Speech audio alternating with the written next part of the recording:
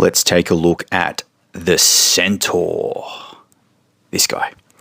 In the context of locomotion flow movement training, here I've added the Centaur to some other locomotion skills to create this flow. There's a Centaur right there as I flow through some of the other skills that I've been working on in previous videos.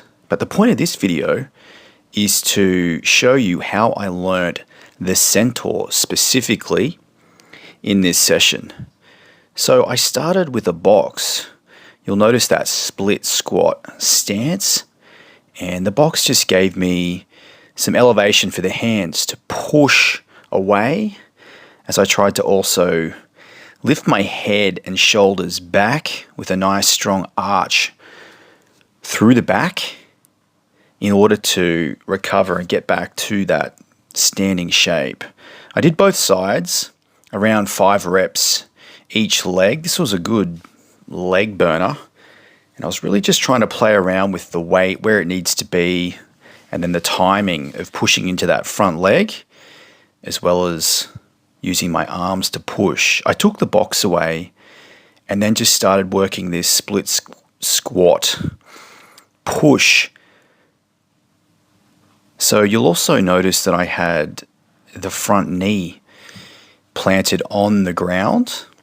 There's contact there in that front knee when I push off. Again, I did both sides. From here, I started to elevate the back leg. So I'm also looking for the knee and the toes to be active in the front leg. I did both sides. And what I started to realize was that I needed to shift my weight further back before that back foot would touch down. And then I added a hop. So a little mini handstand hop, and then eventually a full handstand. So you'll notice the hips really shift back into that reverse lunge. And you get this beautiful kind of gliding feeling when you're coming out of the Centaur. Of course, it kind of mimics the mythical Centaur creature, half man, half horse. That's the kind of the goal of this. The other side I found a little shaky, the left side. After that, I decided let's add something to it. Let's create a flow. So I started with this backside step, and then I thought, oh, I can do this little swirly leg QDR switch into a bit of a lizard crawl, and then use my kind of monkey kick exit. So this is just a bit of a raw look at how I start to put together a sequence.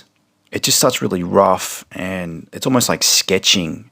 You know, if you're creating artwork, you start with a rough sketch, and as the pieces start to feel smoother, it starts to make more sense. I added this Cossack insertion into a press to handstand, and I thought, hey, I can pull one leg and go up into my Centaur from there, back into the back side step, sweep that leg up and over into the QDR switch, and then pop it into that lizard monkey kick exit.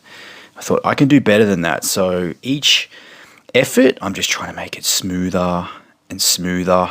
And of course, I've got to beat the clock with fatigue, because each effort starts to drain you. But this one here, I thought started to look pretty good.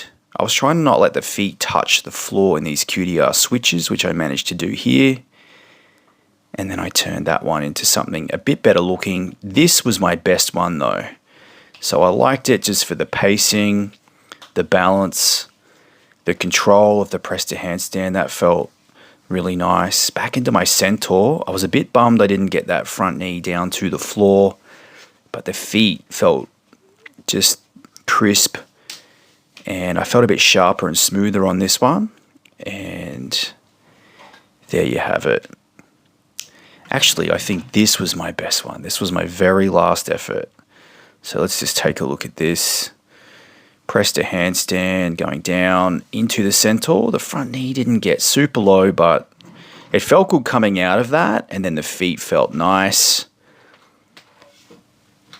Trying to keep that pacing, that cadence of the legs. Here we go. nearly lost it. Okay guys, that's it from me. Check out my other videos, like this video, subscribe, and I'll see you in the next one.